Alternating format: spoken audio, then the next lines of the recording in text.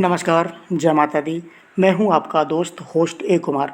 हम इस वीडियो में जानेंगे कालाजार यानी ब्लैक फीवर के बारे में, जिसमें हम बात करेंगे यह बीमारी का कारण क्या है, यह बीमारी फैलती कैसे है। साथ में हम जानेंगे इस रोग के लक्षण, नियंत्रण, बचाव और उपचार। आइए समझिए विस्तार से।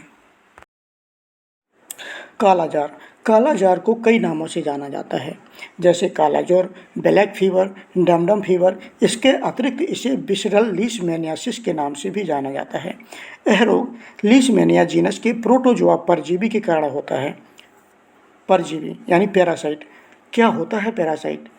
तो आप समझ लीजिए, ऐसे जीव जो अपना भोजन अन्य जीवों से प्राप्त करते हैं, यानी ऐसे जीव जो किसी अन्य जीव पर निर्भर होते हैं, परजीवी कहलाते हैं।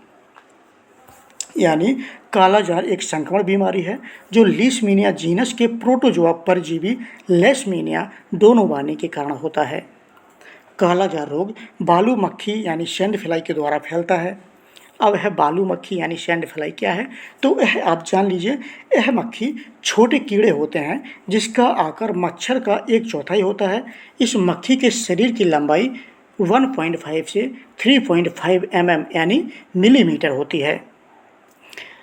बालू मक्खी भूरे रंग की होती है और इसके शरीर पर बाल होते हैं। वयस्क बालू मक्खी रोएदार होती है जिसके सीधे पंख आयु के अनुपात के छोटे या बड़े होते हैं। बालू मक्खी यानी सैंड फ्लाई लीशमैनिया डोनोवानी नाम के परजीवी से संक्रमित होती हैं। अगर बालू मक्खी के जीवन चक्र की बात करें तो बालू मक्खी का जीवन अंडे से शुरू होता है तथा लार्वा प्यूपा के स्तर से होते हुए वयस्क के रूप में पनपते हैं। इस पूरे चक्र में लगभग 1 महीना लग जाता है, जो तापमान तथा अन्य भौगोलिक परिस्थितियों पर इसका विकास निर्भर करता है। मोटा मोटा जान लीजिए, यह बालू मक्खियाँ अपेक्षित उमस, गर्म तापमान, उच्च अवमेदा पानी, घने पेड़ पौधों में पनपती हैं। लार्वा के भोजन के लिए उपयुक्त उच्च जैव पदार्थ वाले स्थानों की सूक्ष्म जलवायु वाली परिस्थितियाँ इन मक्खियों के पनपने के लिए उपयुक्त हैं। अब बात करते हैं कालाजार यानी ब्लैक फीवर नामक बीमारी फैलती कैसे है। तो यह आप जान लीजिए कि जो बालू मक्खी होती है वह लीशमीनिया डोनोवानी नामक परजीवी से संक्रमित होती है, और जब यह बालू मक्खी हमारे शरीर पर खून के सेवन हेतु बाइट करती है तो लीशमीनिया डोनोवानी नामक परजीवी हमारे शरीर की कोशिकाओं में प्रवेश कर जाता है, और यह परजीवी हमारे ब्लड में उपस्थित सफ़ेद रक्त कोशिकाओं पर हमला करता है। यह इन्हीं कोशिकाओं में अपनी संख्या भी बढ़ाता है और फिर धीरे धीरे नई कोशिकाओं पर हमला भी करता है। इससे सफ़ेद रक्त कोशिकाओं की संख्या घटती है, और यह हम सभी लोग जानते हैं कि हमारे शरीर में उपस्थित सफ़ेद रक्त कोशिकाएं यानी वाइट ब्लड सेल बीमारियों से लड़ने में मददगार होती हैं।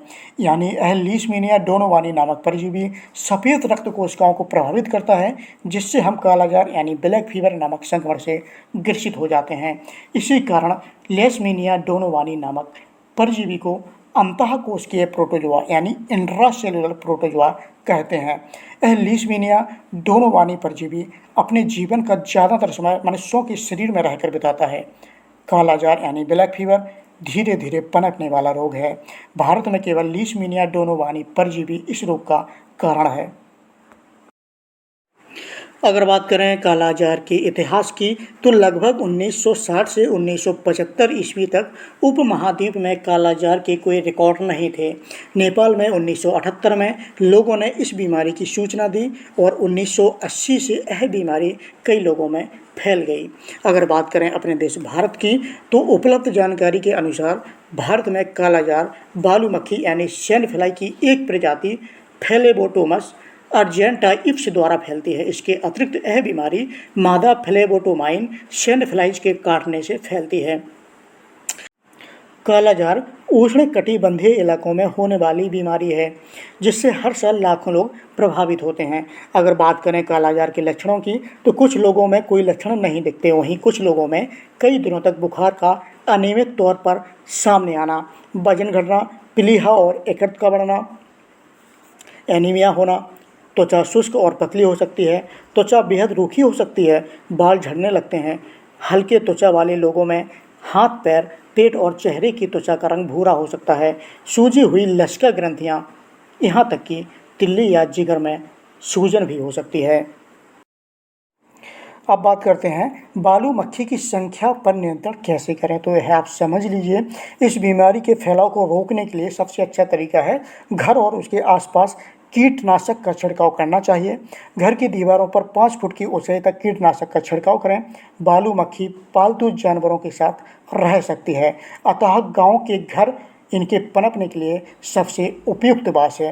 ये दीवारों, फर्श और ज़मीन की दरारों और छेदों में रह सकती हैं, अतः समय समय पर कीटनाशक का छिड़काव करना जरूरी है। अगर बात करें कालाजार के बचाव की, तो कालाजार को रोकने के लिए अभी तक कोई टीका नहीं बनाया गया है। ऐसे में अगर आप ऐसे स्थानों का भ्रमण करते हैं जहां ये मक्खियां पाई जाती हैं, या भ्रमण के दौरान सबसे अच्छा तरीका है कि आप त्वचा को ढक कर रखें, यानी पूरे कपड़े पहने। यह मक्खियां शाम से सुबह तक सक्रिय होती हैं। बालू मक्खी आम मच्छरों से छोटी होती हैं, अतः बिल्कुल महीन मच्छरदानी का प्रयोग करना चाहिए। अगर बात करें कालाजार यानी ब्लैक फीवर के उपचार की, तो तुरंत देखभाल जरूरी है। अगर समय रहते इलाज नहीं किया गया तो गंभीर मामले आमतौर पर जानलेवा होते हैं, अतः संबंधित लक्षण आने पर तुरंत चिकित्सीय सहायता यानी डॉक्टर से परामर्श करना जरूरी है।